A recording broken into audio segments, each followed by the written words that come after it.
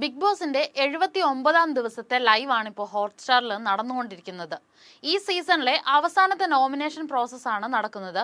മത്സരാർത്ഥികളെ സംബന്ധിച്ചിടത്തോളം വളരെ യുക്തിപൂർവ്വം personal grudge എല്ലാം മാറ്റിവെച്ചുകൊണ്ട് അനർഹരായവരെ തന്നെ നോമിനേറ്റ് ചെയ്യാൻ കിട്ടുന്ന അവസാന ചാൻസ് തന്നെയാണിത്.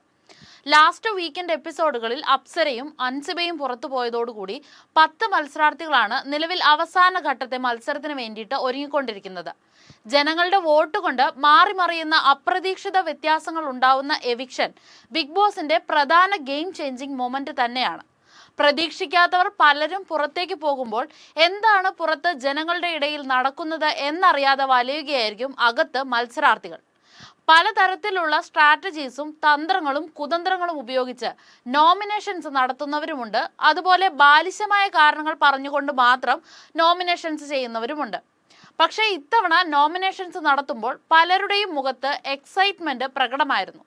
ബിഗ് ബോസ് മലയാളം സീസൺ 6-ലെ 10ാമത്തെ എവിക്ഷൻ ആയിരുന്നു ഇപ്പോൾ കഴിഞ്ഞത്.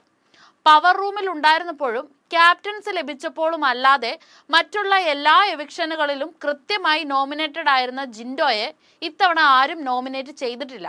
അർജുനും സിജോയ്ക്കും ഓരോ വോട്ട് മാത്രമാണ് ലഭിച്ചത്. അതുകൊണ്ട് അവരും നോമിനേഷനിൽ വന്നിട്ടില്ല.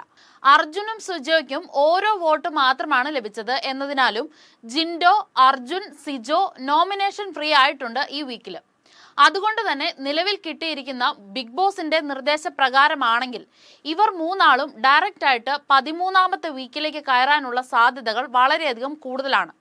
ടോപ്പ് 5-ലോ ടോപ്പ് 3-ലോ ഒക്കെ ഇവരെ പ്രതീക്ഷിക്കാനും പറ്റും. പക്ഷേ കഴിഞ്ഞ സീസണുകളിലൊക്കെ മത്സരാർത്ഥികളുടെ ഭാഗത്തു നിന്നുള്ള നോമിനേഷന് ശേഷം 13ാം ആഴ്ചയിലേക്ക് ഡയറക്റ്റ് ആയിട്ട് എല്ലാവരെയും ആഡ് ചെയ്തുകൊണ്ട് ഒരു പബ്ലിക് ആയിട്ടുള്ള ഒരു എവിക്ഷൻ പ്രോസസ്സ് കൂടി നടക്കാറുണ്ട്.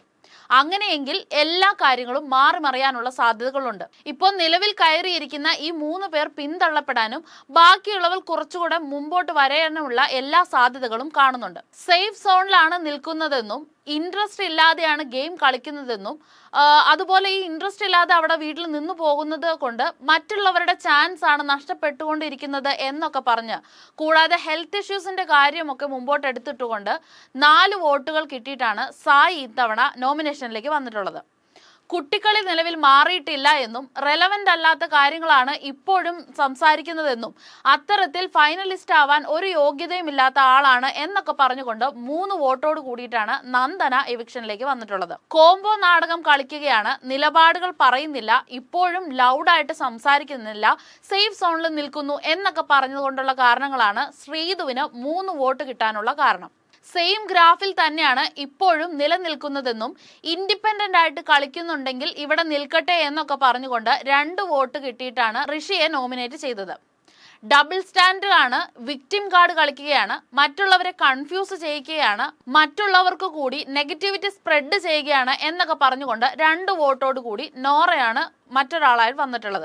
ഇവിടെ നിന്ന് പുറത്തു പോയാലും വലിയ കാര്യമായ സ്പേസ് ഒന്നും ഉണ്ടാവില്ല, സേഫ് ആയിട്ട് നിൽക്കുന്നു എന്നൊക്കെയാണ് അബിയെ പറ്റി പറഞ്ഞ കാരണങ്ങൾ. അതായത് വീട്ടിൽ നിന്ന് അബി പുറത്തു പോയാൽ പോലും അവിടെ ഒരു ശൂന്യത ഫീൽ ചെയ്യില്ല, അത്തരത്തിലുള്ള ഒരു ഗെയിമാണ് അബി കളിച്ചുകൊണ്ടിരിക്കുന്നത് എന്നൊക്കെയാണ് പറയുന്നത്. അപ്പോൾ 2 വോട്ട് കിട്ടിയിട്ടാണ് അബി ഇത്തവണ നോമിനേഷനിലേക്ക് വന്നിട്ടുള്ളത്. വളരെ മോശമായ ഒരു സ്ട്രാറ്റജി വെച്ചിട്ടാണ് കളിക്കുന്നതെന്നും വീക്കായി മാറിയിട്ടുണ്ട്, അല്ലെങ്കിൽ ആദ്യം ഉണ്ടായിരുന്ന ആ ഒരു ഫയർ ഇപ്പോൾ കാണുന്നില്ല എന്നൊക്കെ പറഞ്ഞുകൊണ്ട് 2 വോട്ടോട് കൂടി ജാസ്മിനും ഇത്തവണത്തെ എവിക്ഷനിലേക്ക് വന്നിട്ടുണ്ട്. ഈ വീക്ക് വളരെ ക്രൂഷ്യൽ തന്നെയാണ്. ഈ വീക്കിൽ ജനങ്ങൾ എഴുതുന്ന ആ ഒരു വിധി വളരെ നിർണായകമായിരിക്കും. മാറ്റിപ്പിടുത്തമായതുകൊണ്ട് തന്നെ ഇനി എന്ത് ട്വിസ്റ്റാണ് ഈ ഒരു വീക്ക് കഴിഞ്ഞതിന് ശേഷം അടുത്ത വീക്കിലേക്ക് വരാൻ പോവുക എന്നുള്ളത് അറിയില്ല. എന്തായാലും ടിക്കറ്റ് ടു ഫിനാലെ ടാസ്കുകൾ ആരംഭിച്ചു കഴിഞ്ഞു. അതിൻ്റെ ഏറ്റവും ഫസ്റ്റത്തെ ആ ഒരു ബോണസ് പോയിന്റ് കളക്ട് ചെയ്യാനുള്ള ആ ഒരു ടാസ്കിൽ ജാസ്മിനാണ് ഫസ്റ്റ് പ്രൈസ് നേടിയിരിക്കുന്നത്. അതുപോലെ കഴിഞ്ഞ വീക്കിലൊക്കെ നടന്നുകൊണ്ടിരുന്ന ബോണസ് പോയിന്റ് കളക്ട് ചെയ്യുന്ന ഗ്രൂപ്പ് ടാസ്കുകളിലൊക്കെ കളിച്ച് ജയിച്ച് ആ ഒരു ഡിബേറ്റിലൂടെ ആ ഒരു പോയിന്റ് കളക്ട് ചെയ്തിരിക്കുന്നത് ഋഷിയാണ്. അപ്പോൾ ഋഷിയും ജാസ്മിനും ഓരോ ബോണസ് പോയിന്റ് നേടിക്കൊണ്ടിട്ട് നിലവിൽ ആ റേസിൽ, ടിക്കറ്റ് ടു ഫിനാലെ എന്ന റേസിൽ ഏറ്റവും മുമ്പിലായിട്ട് ആയിട്ടാണ് നിൽക്കുന്നത്. ഇനിയിപ്പോൾ നാളെ മുതലായിരിക്കും ബാക്കിയുള്ള ടാസ്കുകളൊക്കെ നല്ല രീതിയിൽ അല്ലെങ്കിൽ ഇൻഡിവിജ്വൽ പെർഫോമൻസുകളൊക്കെ എല്ലാവരുടെയും കാണാൻ പറ്റുക. അപ്പോൾ ഈ ഒരു വീക്കിൽ ഈ വന്നിരിക്കുന്ന എവിക്ഷൻ വന്നിരിക്കുന്ന ആളുകളുടെ ആ ഒരു വോട്ടിംഗ് പാനലുകളിൽ ഇൻഡിവിജ്വൽ ആയിട്ട് നല്ല രീതിയിൽ ഗെയിം കളിക്കുന്നവർക്ക് മാത്രം വോട്ട് ചെയ്തുകൊണ്ടിട്ട് അർഹരായവരെ ഈ ഒരു അവസാനത്തെ ഫിനാലയിലേക്കൊക്കെ കൊണ്ടുവരാനായിട്ട് ജനങ്ങൾ ശ്രദ്ധിക്കുകയാണ് എങ്കിൽ അർഹരായവർക്ക് മാത്രമേ ആ ഒരു ടോപ്പ് 3 പൊസിഷനിലേക്ക് കയറാനായിട്ട് സാധിക്കുകയുള്ളൂ.